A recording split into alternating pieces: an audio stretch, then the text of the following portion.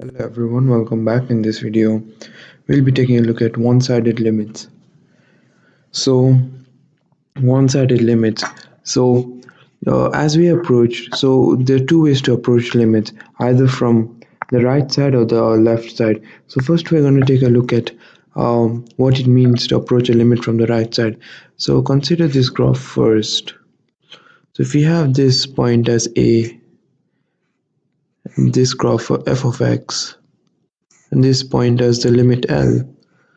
So if you're approaching a limit from the right side, which is a plus, which is our first case right here, that means we have the exact same definition as of a functional limit, but the only subtle change we have is right here. We have a is less than x is less than a plus delta. So that means delta can go all the way up till a, but it cannot go to the left of a. So that's why we have a barrier, we have a sort of wall at a. Therefore, we write it as a being less than x, being less than a plus delta. So we can go all the way up to a plus delta.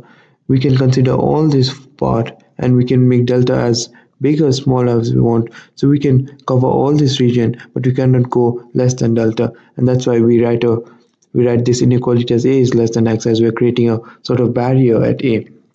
And that's the same thing for the for limits from the left hand side, which we denote by a minus, x approaching from a minus. We also create a wall or a barrier at a, and right here as a minus delta. We can cover this whole region, but we cannot go past a, we cannot go to the right of a.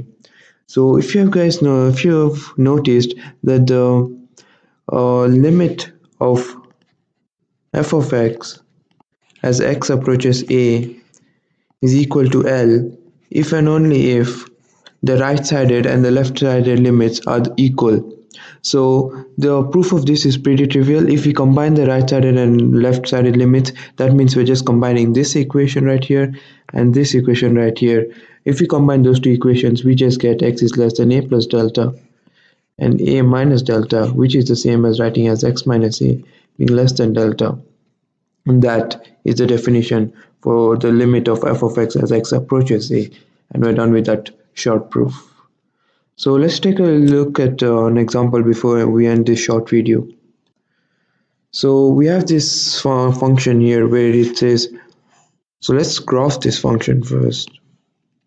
So we have the function being 1 when x is greater than 0 and minus 1 when x is less than 0. So if you are told to find the limit of f of x, so limit of f of x as x approaches 0, then it does not exist because there's a jump there. But if you say limit of f of x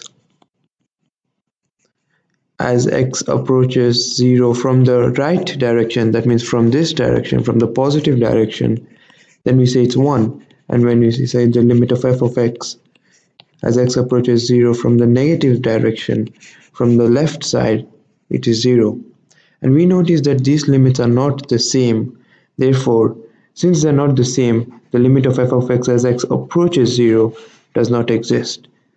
And so we're done with that example. So hope you guys have enjoyed this short video.